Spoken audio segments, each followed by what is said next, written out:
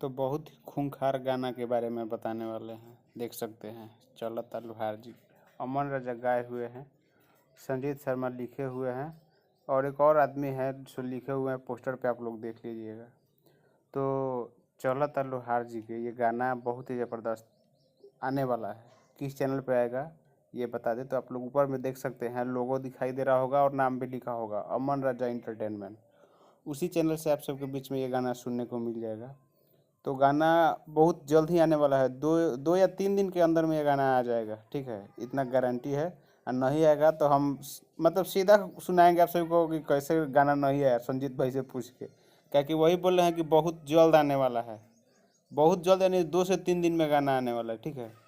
तो यही एक अपडेट था, सोचा कि आप सबके साथ शेयर कर दे। गाना का नाम आप लोग देख सकते हैं कि टाइटल कितना धाकड़ है, पोस्टर भी बहुत मस्त है। आप लोगों को कैसा लगा कमेंट करिए, और अपने चैनल पे नए हो, यानी इस चैनल पे नए हैं तो चैनल को सब्सक्राइब करके इस वीडियो को शेयर करिए, सभी भाई के पास शेयर करिए कि सभी भाई जान सके कि गाना एक आ रहा है, चलता लोहार जी के गाना यही है, ठीक है। आरोही रिकॉर्ड से ये गाना रिकॉर्ड हुआ है, आरोही रिकॉर्डिंग स्टूडियो जो कि नेपाल में, वहीं से रिकॉर्डिंग हुआ, ठीक है।